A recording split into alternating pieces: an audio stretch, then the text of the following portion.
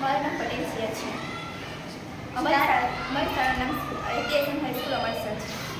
Start of innovation કે 2025 અંતર્ગત project બનાવવામાં આવ્યો છે. અમારા પ્રોજેક્ટનું નામ છે સોલાર પ્લેટ.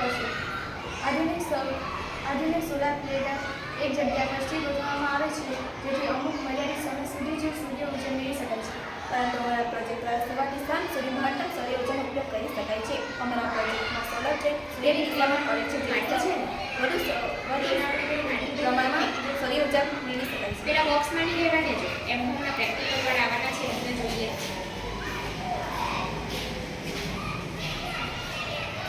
ધારો કે આ સૂર્ય છે અને સૂર્ય જેમ ફરે છે તેમ આ પ્લેટ પણ ફરે છે.